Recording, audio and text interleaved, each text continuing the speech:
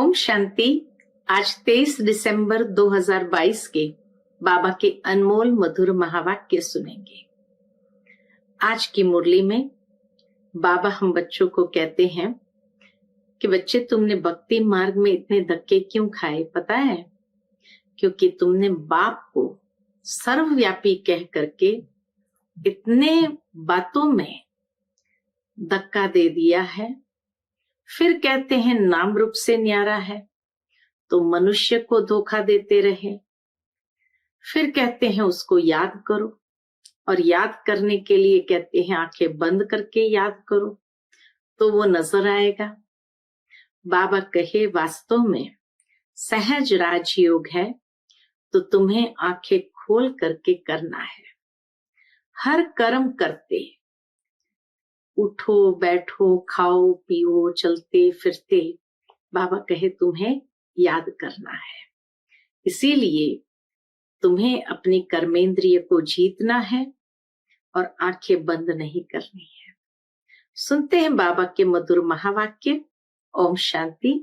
मीठे बच्चे, याद में बैठते समय आंखें खोल कर बैठो, क्योंकि तुम्हें खाते पीते चलते फिरते बाप की याद में रहना है।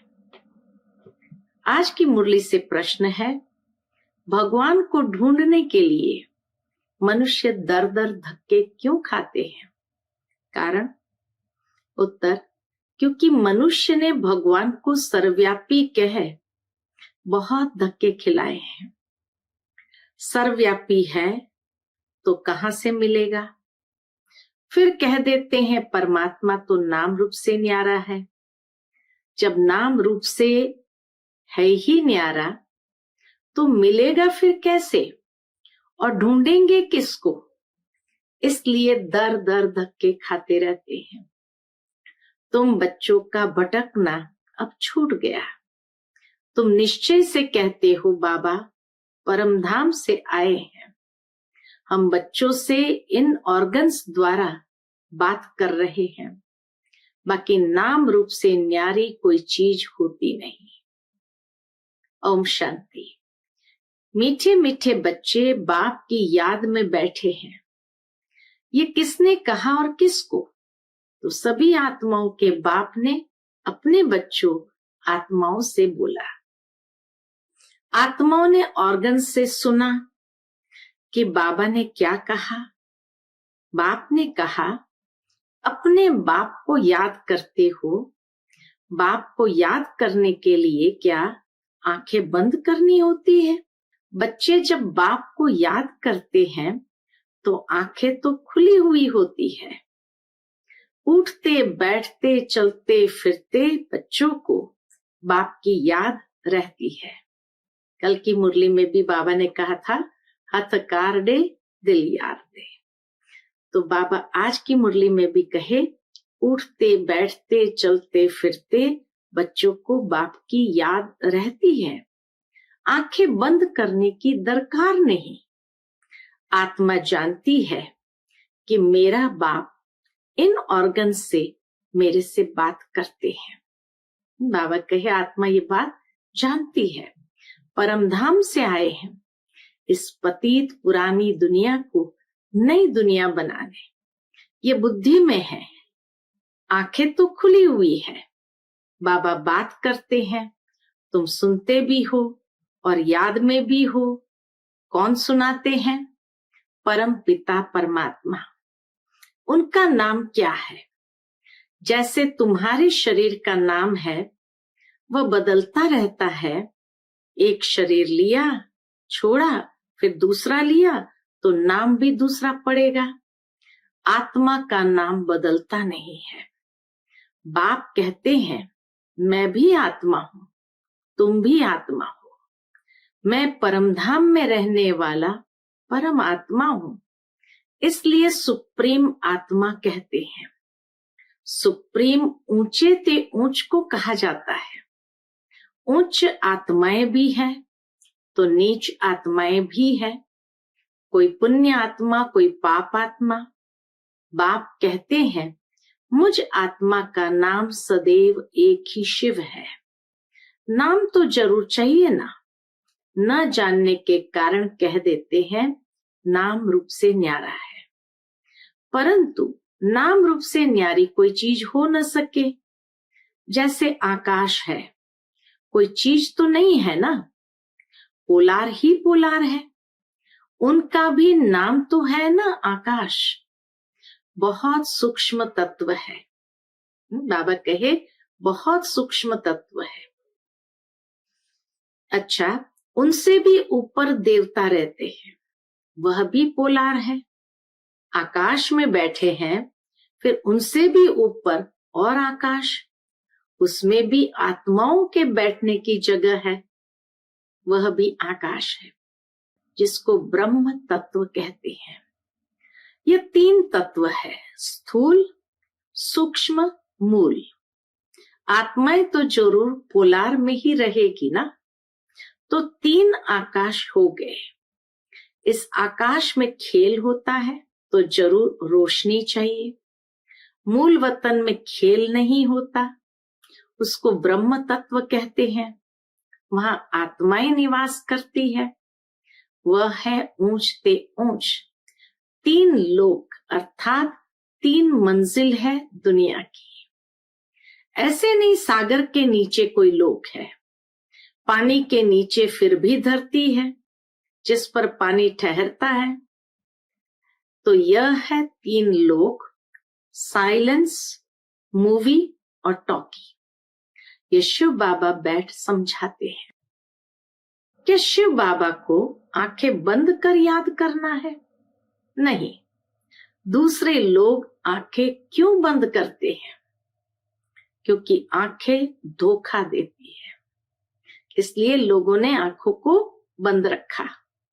मनुष्य खुद कह देते हैं परमात्मा नाम रूप से न्यारा है, फिर कहते हैं पत्थर भित्तर सब में है, 24 अवतार है, कच्छ मच्छ अवतार है, वास्तव में है सब झूठ ही झूठ। ईश्वर को सर्वव्यापी कह कितना रोला कर दिया है। भक्ति मार्ग है ही धक्का खाने का मार्ग, मुझे भी पूरे धक्के खिलाते हैं। अब भगत भगवान को याद करते हैं कि हमको भक्ति से धक्कों से बचाओ। भक्त भगवान को याद करते हैं, हमको भक्ति से धक्कों से बचाओ। जब यहाँ आकर मिलते हैं तो कहते हैं बाबा हमने आपको बहुत ढूंढा, बहुत धक्के खाए, परंतु आप मिले नहीं। अरे कब से धक्के खाए बाबा, ये तो पता नहीं। अब बाप समझाते हैं ज्ञान से ही सदगति होती है। मनुष्य कुंभ के मेले पर धक्के खाने जाते हैं, जहां भी पानी होगा वहां जाकर स्नान करेंगे। कुंभ अर्थात संगम, असल है आत्मा और परमात्मा का मेला, परंतु भक्ति में फिर वह सागर और पानी का मेला बना दिया है। देश देशांतर मेला लगता है, वह है पानी में स्नान करने का मेला। कई इन बातों को मानते हैं, कई नहीं भी मानते हैं। कई तो न भक्ति को न ज्ञान को मानते हैं। बस मनुष्य पैदा होता है फिर मरता है, नेचर ही है। अनेक मतें हैं, एक ही घर में स्त्री की मत और पुरुष की मत और हो जाती है। एक ही घर में स्त्री की मत और पुरुष की मत और हो जाती है। एक पवित्रता को मानेंगे, दूसरा नहीं मानेंगे। अभी तुमको श्रीमत मिल रही है, गाया भी हुआ है श्रीमत भगवान वाच। उनकी मत से ही मनुष्य से देवता बन जाते हैं। देवता धर्म अभी है नहीं, निशानियां चित्र है जिससे सिद्ध है कि आदि सनातन देवी देवता धर्म था। वह राज्य करके गए हैं, पुराने से पुरानी चीज है देवी देवताओं की। लॉर्ड कृष्णा कहते हैं वह तो कहेंगे गॉड श्री नारायण। तुम जानते हो लक्ष्मी नारायण का राज्य था जिसको वैकुंठ कहा जाता है। श्री कृष्ण वैकुंठ का मालिक था, सतयुग का प्रिंस था। फिर वही कृष्ण द्वापर में कैसे होगा? बाबा कहे वही कृष्ण सतयुग का प्रिंस था, फिर वही कृष्ण द्वापर में कैसे गया? उसी नाम रूप से तो आ न सके। 84 जन्म के 84 नाम और रूप होंगे। वो जो चैतन्य था उनके जड़ चित्र यहाँ है, परंतु वो आत्मा कहाँ गई ये कोई नहीं जानते। बाप बतलाते हैं आत्मा 84 जन्म लेते अभी यहाँ पाठ बजा रही है, भिन्न नाम रूप देश काल का पाठ बजाती आई है। आत्मा ही कहती है हम एक शरीर छोड़ दूसरा लेते हैं। नाम रूप देश काल मित्र संबंधी सब अलग अलग है, दूसरे जन्म में बदल जाएंगे। तुम जानते हो अभी हम पढ़ रहे हैं, फिर हम सुदेवी देवता बनेंगे। सूर्यवंशी में 8 जन्म लेंगे, एक शरीर छोड़ दूसरा लेंगे।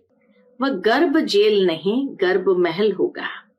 यहाँ गर्भ जेल में बहुत सजा भोगते हैं, दुख होता है, तब कहते हैं बस अभी बाहर निकालो, हम फिर पाप नहीं करेंगे। परंतु बाहर माया का राज्य होने कारण फिर से पाप करने लग पड़ते हैं। वहां गर्भ महल में आराम से रहते हैं। तो बाप कहते हैं सब वेद शास्त्र आदि का सार मैं तुमको ही समझाता। अच्छा, बाबा कुंभ के मेले पर समझाते हैं बहुत स्नान करने जाएंगे, बहुत भीड़ होगी। इलाहाबाद में त्रिवेणी पर मेला लगता है। अभी वह कोई संगम तो है नहीं, संगम होना चाहिए सागर और नदियों का। यह तो नदियों का संगम है। 2 नदियां मिलती है, गंगा और जमुना। वह फिर कह देते हैं तीसरी नदी गुप्त है। अब गुप्त नदी कोई होती नहीं है, ही 2 नदियां, देखने में भी 2 आती है। एक है पानी सफेद, एक का मैला दिखाई पड़ता है, और तो कोई है नहीं। गंगा जमुना है। बाबा कहे और तो कोई है नहीं, गंगा जमुना है, 3 नहीं है। यह भी झूठा हुआ ना, संगम भी नहीं है। कलकत्ते में सागर और ब्रह्मपुत्र मिलती है, नाव में बैठकर उस पार जाते हैं, वहां मेला लगता है। गंगा सागर पर मेला लगता है। कितनी मेहनत करते हैं। अमरनाथ पर तीर्थ यात्रा करने जाते हैं, वहां भी शिवलिंग की मूर्ति है, वह घर में भी रख सकते हैं, फिर वहां जाने की दरकार नहीं। यह भी धक्का खाना, बाबा कहे यह भी धक्का खाना ड्रामा में नूंद है। त्रिवेणी में जाते हैं, समझते हैं वो पतित पावनी है। कोई कोई को यह भी मालूम नहीं नदियां कहाँ से आती है, पहाड़ से आती है, परंतु पानी तो सागर से आता है ना। बादल बरसते हैं तो ऊंचे पहाड़ होने कारण बर्फ जम जाती है, फिर धूप लगने के कारण जब बर्फ गलती है तो पानी इकट्ठा होकर नदियों में आता है। अब विचार करो, क्या कहते बाबा, अब विचार करो कि पतित पावन परमपिता परमात्मा ज्ञान का सागर व ज्ञान नदियां व पानी का सागर और नदियां। बाबा कहे विचार करो, बहुत अंधकार में धक्का खाते रहते हैं। अब उनको कैसे बताएं कि ये पतित पावनी नहीं है, यह तो बरसात का पानी है। बादलों से पानी आता है, बादल फिर सागर से पानी खींचते हैं, पानी तो पतित पावन हो नहीं सकता। गाते भी है पतित पावन सीताराम, हे पतित पावन आओ। आत्माएं कहती है, हे पतितों को पावन बनाने वाला बाबा रहम करो। बाप समझाते हैं, ये भक्ति के धक्के खाने से कोई पावन बनते नहीं है। ये नदियां तो अनादि है ही, पानी है पीने और खेती करने के लिए, वह कैसे पावन करेगा। अभी यह तुम्हारा अंतिम जन्म है। मैं आता हूं इसलिए तुमको पावन बनाने। सतयुग पावन दुनिया थी, यह है पतित दुनिया। जो पावन थे वही 84 जन्म ले पतित बने हैं। इसलिए फिर पावन बनने के लिए बाप को बुलाते हैं। आधा कल्प से उतरती कला होती आई है। भारत सतयुग में बहुत सुखी था, पावन था।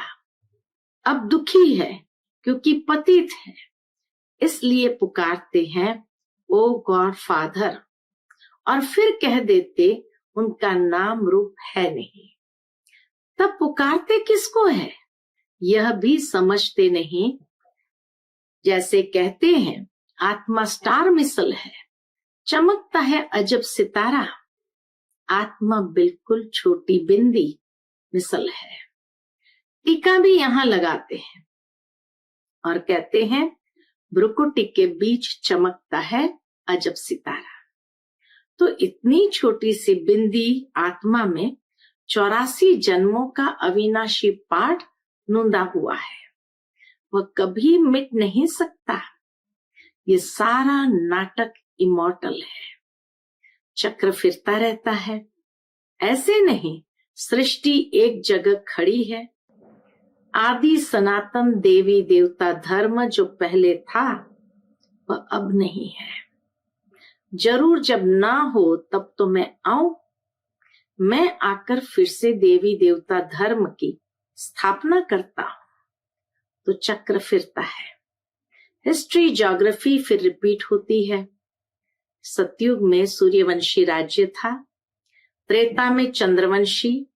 अब फिर तुमको 84 जन्मों का पता पड़ा है ना, कैसे हम चढ़ती कला में आते हैं।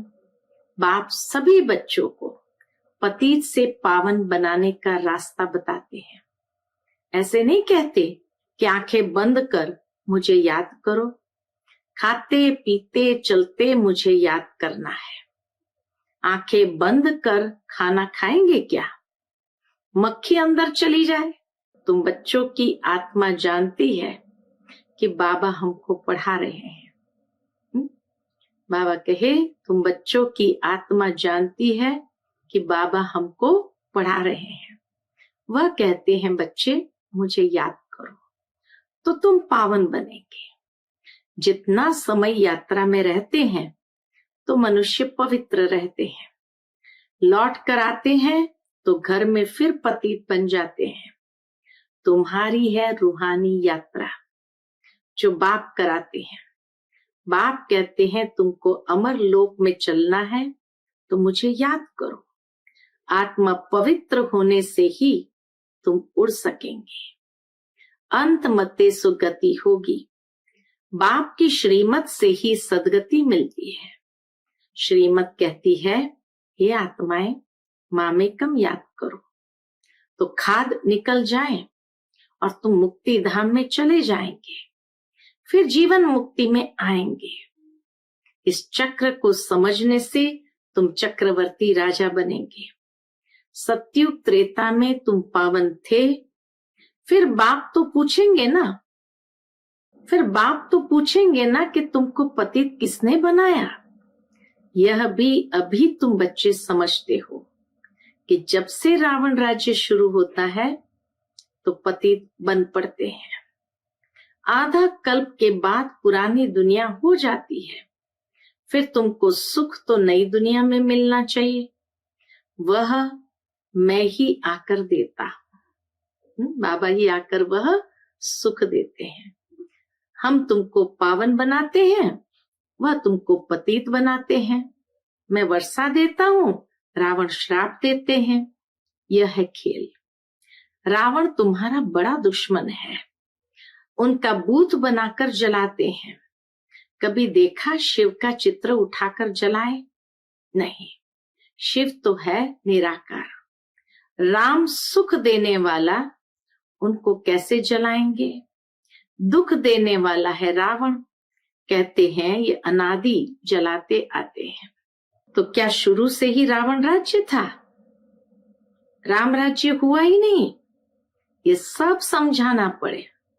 रावण राज्य कब से शुरू हुआ ये किसको पता नहीं है। आधा कल्प से शुरू होता है। तुम सब द्रौपदियां पुकारती हो, बाबा हमारी रक्षा करो। अरे तुम बोलो, हमको पतित बनना ही नहीं है। हिम्मत चाहिए, नष्टो मोहा बनना है। मैं शरण तब दूंगा जब तुम नष्टो मोहा बनेगी।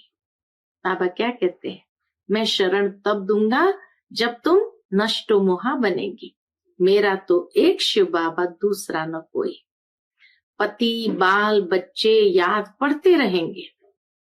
बाबा कहे पति बाल बच्चे याद पड़ते रहेंगे तो वर्षा पा नहीं सकेंगे।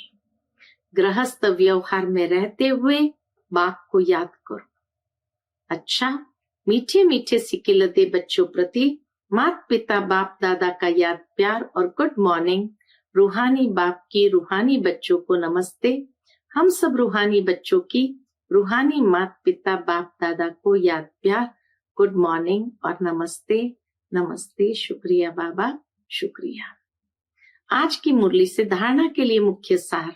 पहली पॉइंट, श्रीमत पर सबको पावन बनाने का रास्ता बताना है। पतित पावन बाप का परिचय देने की युक्ति रचनी है। दूसरी पॉइंट, बाप से वर्षा लेने के लिए व बाप की शरण में आने के लिए पूरा पूरा नष्टो मोहा बनना है। आंख खोलकर बाप को याद करने का अभ्यास करना है। आज का बाप दादा का मधुर वरदान हम बच्चों के प्रति है। सर्व शक्तियों को समय पर ऑर्डर प्रमाण कार्य में लगाने वाले मास्टर सर्वशक्तिमान भव। सर्व शक्तियों को समय पर ऑर्डर प्रमाण कार्य में लगाने वाले मास्टर सर्वशक्तिमान भव। मास्टर का अर्थ है कि हर शक्ति जिस समय आवाहन करो तो शक्ति प्रैक्टिकल स्वरूप में अनुभव हो।